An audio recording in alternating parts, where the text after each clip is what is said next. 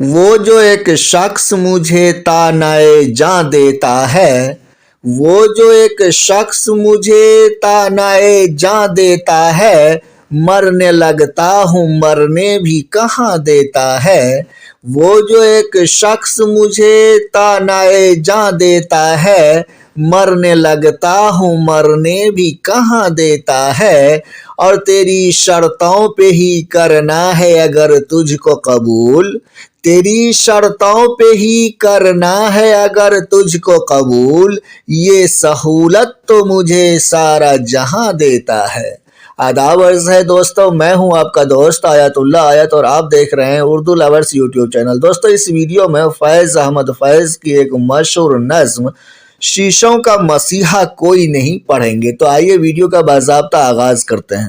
دوستو یہاں آگے نظم پہ، اور نظم شروع کرنے سے پہلے میں کچھ بنیادی باتیں آپ کو بتا دینا چاہتا ہوں تاکہ نظم کو سمجھنے میں تھوڑی آسانی ہو۔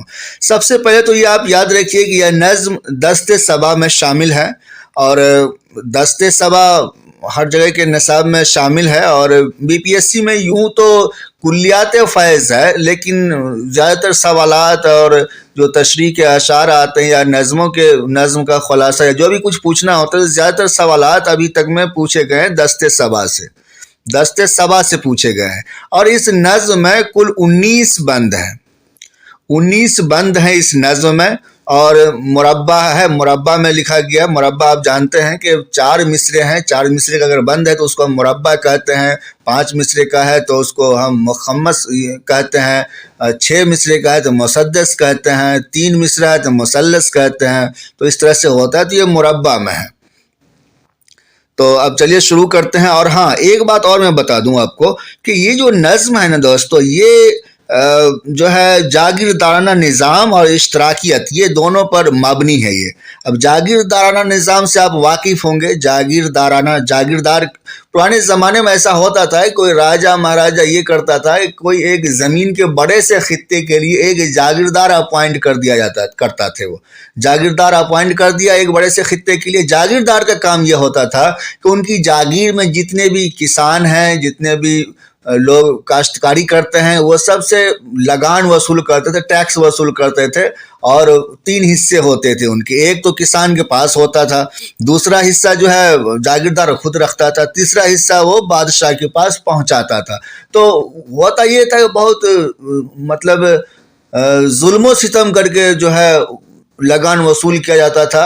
بہت آپ جانتے ہیں اس چیز کو، آپ ہسٹری میں زیادہ بہتر طریقے سے سمجھ سکتے ہیں۔ تو بہت زیادہ ظلم و جبر سے جو ہے لگان وصول کیا جاتا تھا، تو یہ نظام اچھا نہیں مانا جاتا تھا، کیونکہ اس میں جو ہے جو جاگیردار ہوتا تھا سارا کچھ ان کے ہاتھ میں ہوتا تھا، سارے لوگ ان کے یہاں ایک طرح سے رعیت کے جیسے یا ویسے مزدور کے جیسے کام کرتے تھے ان کے کھیت پہ، ساری زمین ان کے کنٹرول میں ہوتا تھا۔ تو یہ ایک نظام ہوا جس کو جاگیردارانہ نظام کہتے ہیں، اور اس نظم میں اسی جاگیردارانہ نظام کے خلاف آواز اٹھائی گئی ہے۔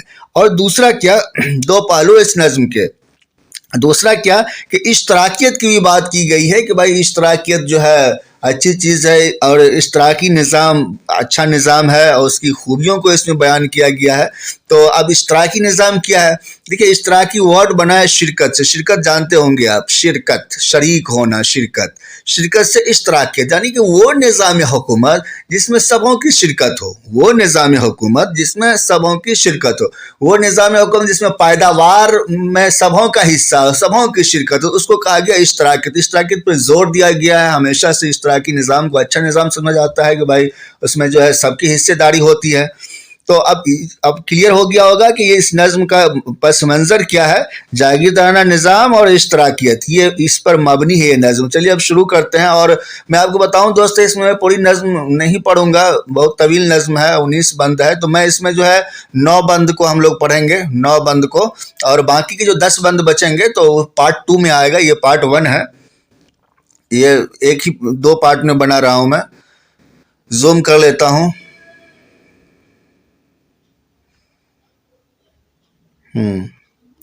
چلیے اب یہاں سے پڑھتے ہیں دوستوں۔ دیکھیے ایک پورا میں بند پڑھ رہا ہوں، پھر میں بات کروں گا۔ دیکھیے موتی ہو کے شیشہ جام کے در، جو ٹوٹ گیا سو ٹوٹ گیا، कब अशकों से जुड़ सकता है जो टूट गया सो छूट गया। तो अब देखिए इस बंद में शायर क्या कहा है, शायर एक उम्मीद भरी बात कह रहा है कि चाहे मोती हो या कि शीशा हो या जाम हो या कि दूर हो, दूर भी कहते हैं गौहर को कहते हैं, गौहर के मतलब में आता है, गौहर भी मोती को कहते हैं। तो कह रहा है शायद चाहे मोती हो या शीशा हो या जाम हो या दूर हो, ये सारी चीजें ऐसी हैं कि जब टूट जाता है तो क्या होता है, टूट ही जाता है, फिर उसको जो है जोड़ नहीं सकते हैं, जोड़ना पॉसिबल नहीं है। इसलिए नज्म का उन्वान भी है कि शीशों का मसीहा कोई नहीं, यानी कि शीशा अगर टूट गया तो उसको जोड़ा तो नहीं जा सकता। हाँ, अगर आप दूसरा शीशा ला सकते हैं लेकिन उस टूटे हुए दो टुकड़े को आप जोड़ नहीं सकते हैं। इसलिए नज्म का उन्वान है शीशों का मसीहा कोई नहीं, यानी कि शीशों को कोई नहीं जोड़ सकते, ये कहने का मतलब है। कब अशकों से जुड़ सकता है, यानी कि आप कितना रो धो करेंगे, अश्क आंसू कहते हैं, आप जितना भी रो धो करेंगे वो नहीं जुड़ेगा, सीधी सी बात है। जो टूट गया सो छूट गया, वो छूट गया, जो टूट गया सो छूट गया, अब पॉसिबल नहीं है उसको जोड़ना। अब देखिए ये इस बंद में आते हैं दोस्तों, नाहक तुम नाहक टुकड़े चुन चुन के दामन में छुपाए बैठे हो। ये जो शीशे टूट गए हैं तो शीशे से मुराद अब शीशा नहीं मत लीजिएगा। शायर के कहने का मतलब ऐसा नहीं कि भाई शीशा जिसमें हम अपना चेहरा देखते हैं वो टूट गया, वो नहीं। शीशे से मुराद यहाँ पे है उम्मीद, खुशियाँ। शीशे से मुराद ये है कि जो हमारा अरमान है, जो हमारी उम्मीदें हैं, जो हमारी ख्वाहिशात है, तो उसकी बात, उसको शीशा कहा गया है कि भाई वो एक बार टूट जाए, जो हमारे ख्वाब हैं, जो हमारे अरमान हैं, जो हमारे एहसासात हैं, जो हमारी खुशियां हैं, जज्बात हैं, वो उसके टूटने की बात कर रहा है। तुम नाहक टुकड़े चुन चुन के दामन में छुपाए बैठे हो, शीशों का मसीहा कोई नहीं, क्या आस लगाए बैठे हो। तो अब जाहिर आप देखिए कि जिस तरह से शीशा का टुकड़ा अगर टूट जाए, अगर उसको आप दामन में आप छुपा के भी रखेंगे तो उससे कोई हासिल नहीं है, क्योंकि शीशों का मसीहा कोई नहीं और उसको कोई नहीं जोड़ सकता है। ठीक उसी तरह से जो अरमान थे आपके, जो हसरत, जो ख्वाब टूट गए, तो अगर आप उसी में आप रहेंगे तो फिर वो क्या होगा कि उससे आपको तकलीफ ही पहुंचेगी। आप उन अरमानों को, उन ख्वाहिशात को, उन खुशियों को अगर आप दामन में छुपा के रखेंगे तो वो कभी भी आपको फ़ायदा नहीं पहुंचाएगा बल्कि नुकसान ही पहुंचाएगा। अगर आप वैसे, मैं एक मिसाल दे रहा हूं कि अगर आप के कुछ अरमान थे, कुछ ख्वाहिश थे जो कि पूरा नहीं हुआ, जो कि हसरत बनी हुई है, बन चुकी है, ठीक है, तो अगर आप उसी चीज़ को अगर पहले पुराने ज़माने में या कभी भी जो है आपकी किसी ने बेइज्जती कर दिया, आपको किसी ने बुरा भला कह दिया और जो है आपको जलील किया कहीं पर, अगर आप उसी बात को अगर याद करके रखेंगे तो क्या होगा, उससे फ़ायदा है कि नुकसान है? सरासर नुकसान है। उससे पास्ट में नहीं जीने का होता है, पास्ट में जीने का नहीं होता है, प्रेजेंट में जीने का होता है। अगर जो इंसान की नज़र फ्यूचर पे होती है तो वो अपना, उनकी ज़िंदगी में हरकत होती है और वो मुतहर्रिक होता है। अगर आप पुरानी बातों को सोचते रहेंगे तो उससे कोई हासिल नहीं होता, उससे सिवाय नुकसान के कुछ भी नहीं होता है। तो उसी बात को कह रहा है कि तुम नाहक टुकड़े चुन चुन कर दामन छुपाए बैठे, जो टूट गया सो जाने दो, हटाओ, ख़त्म करो, भूल जाओ बात को। तुम नाहक टुकड़े चुन चुन कर दामन में छुपाए बैठे हो, शीशों का मसीहा कोई नहीं, क्या आस लगाए बैठे हो। तो खत्म हो गया, जो हो गया सो हो गया, छोड़ो, हटाओ, जाने दो। इस तरह की बात शायर कर रहे हो, उम्मीद भरी बात। इस बंद में आते हैं दोस्तों कि शायद के उन्हीं टुकड़ों में कहीं वो सागरे दिल है जिसमें कभी, शायद के उन्हीं टुकड़ों में कहीं वो सागरे दिल है जिसमें कभी सदनाज से उतरा करती थी सोहबाए गमे जाना की पड़ी। तो कह रहा है कि हो सकता है कि उसी शायद के उन्हीं टुकड़ों में कहीं वो सागरे दिल है जिसमें कहीं, जिसमें कभी सदनाज, सद कहते हैं 100 को, इसी सदी बना है, सदी सेंचुरी, तो सदनाज से उतरा करती थी सोहबाए गमे जाना की पड़ी। सोहबा भी शराब को ही कहते हैं, सोहबा भी शराब को ही कहते हैं, सोहबाए गमे जाना की पड़ी। तो इस बंद में शायद दरअसल कहना चाह रहा है कि वो जो टुकड़े थे, तो हो सकता है कि उस टुकड़े में आपका महबूब बसता हो और जो अरमान, जो ख्वाहिशात हैं आपके, उसमें आपका महबूब बसता हो, या आप की जो भी उसमें दिल हो या मोहब्बत हो, वो सब टूट चुका है। तो हो सकता है ऐसा, लेकिन फिर भी आपको उसको भूलना है। शायद कि उन्हीं टुकड़ों में कहीं वो सागरे दिल है जिसमें कभी, ایسا دل تھا اسی ٹکڑے میں جو صد ناز سے اترا کرتی تھی صحبائے غم جانا کی پری.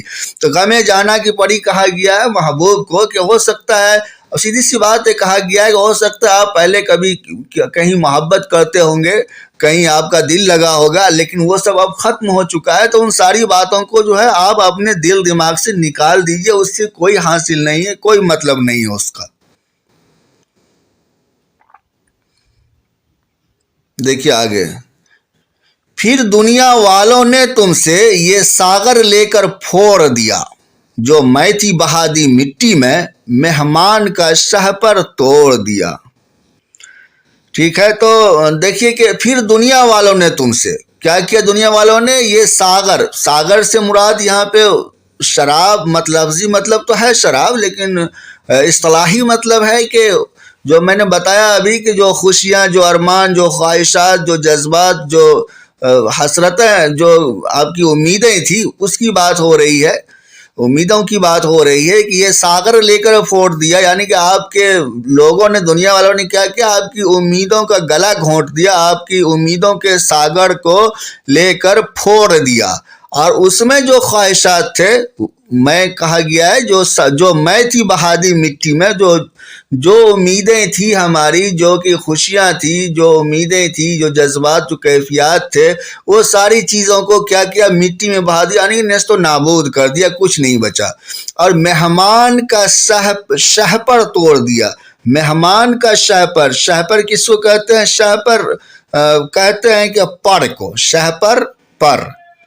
اور مہمان سے مراد امیدیں ہیں. مہمان ویسے تو لفظی مطلب مہمان تو مہمان ہی ہوتا ہے، لیکن یہ کہ یہاں پہ امید کی بات ہو رہی. مہمان سے مراد یہاں امید ہے کہ جو امید تھا اس کا جو پڑ تھا وہ توڑ دیا، امیدوں کے پڑ کو توڑ دیا.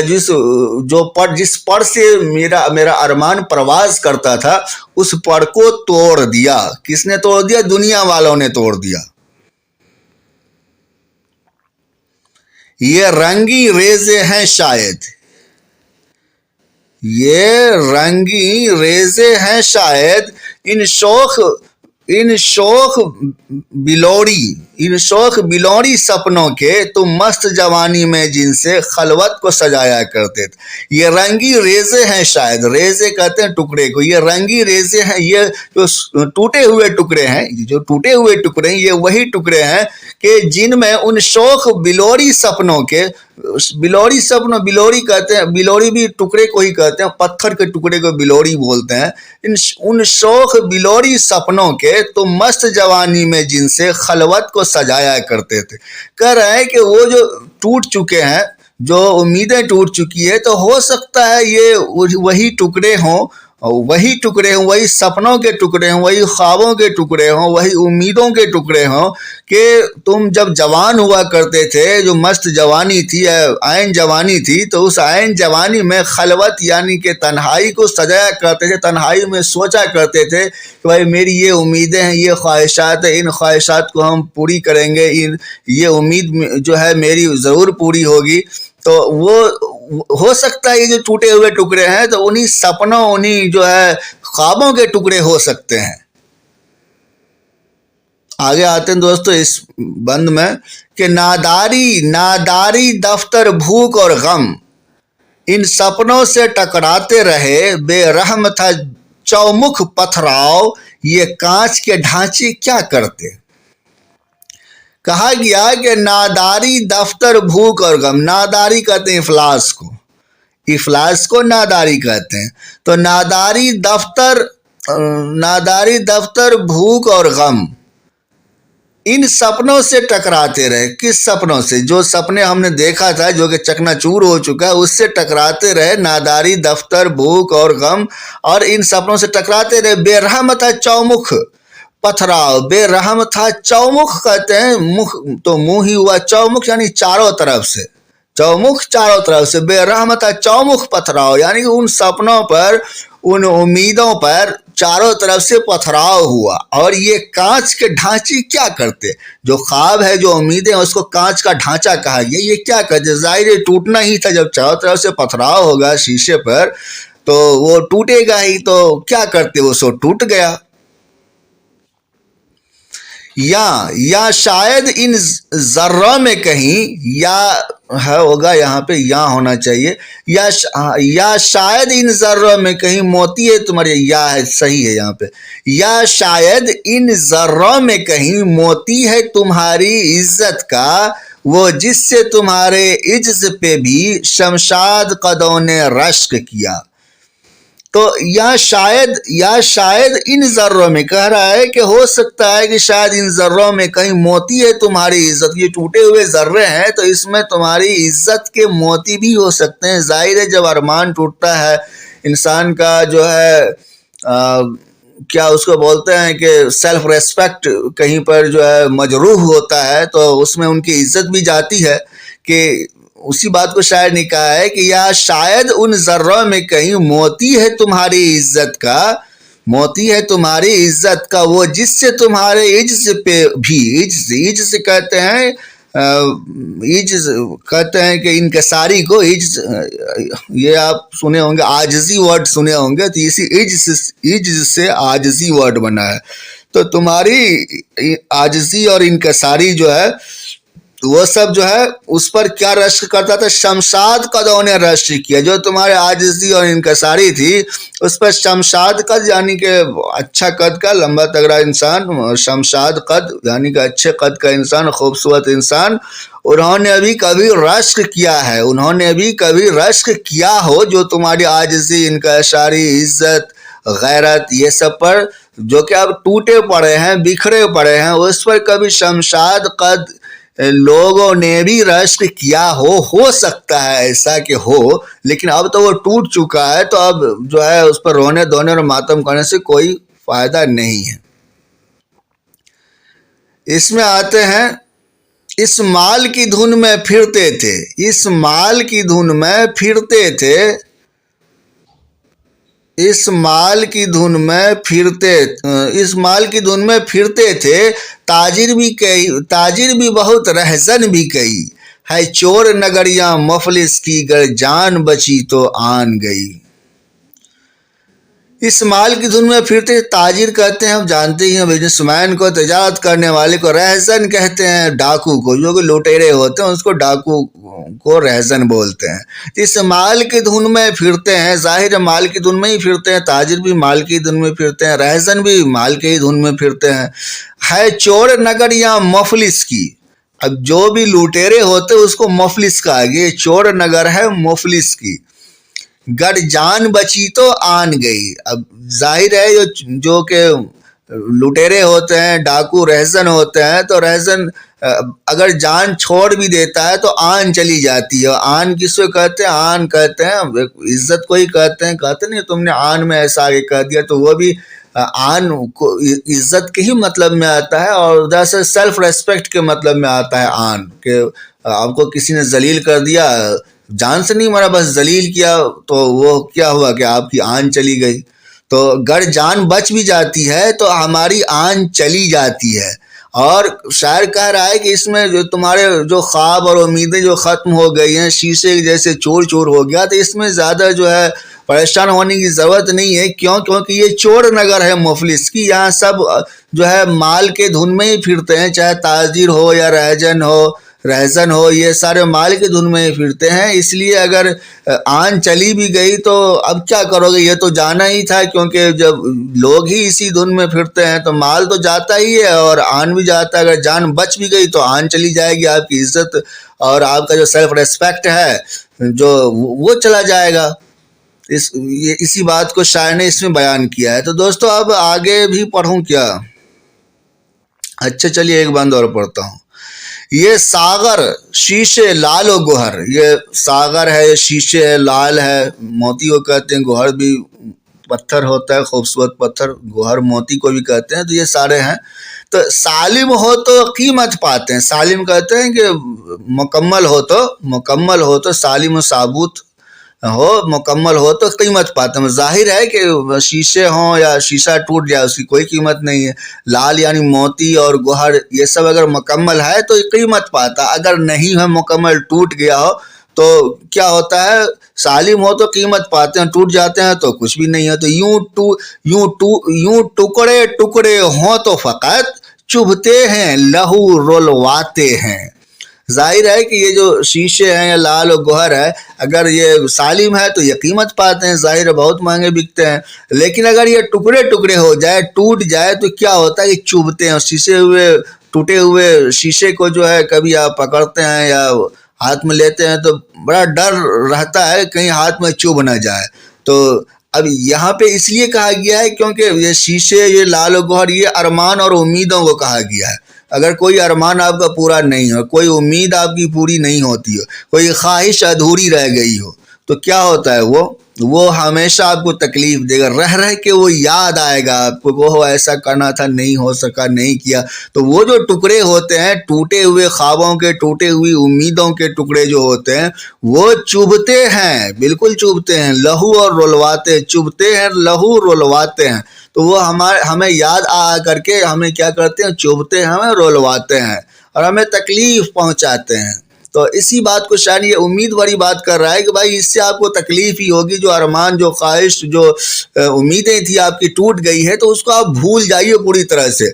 वरना अगर आप याद रखेंगे और टूटे हुए ख्वाबों के, टूटे हुए उम्मीदों के टुकड़े चुन चुन कर अगर आप रखेंगे अपने पास, तो उससे क्या होगा कि आपको तकलीफ पहुंचेगी, वो कहीं ना कहीं चुभेगा और खून निकलेंगे। तो इस वजह से जो है आप उसको भूल जाएं।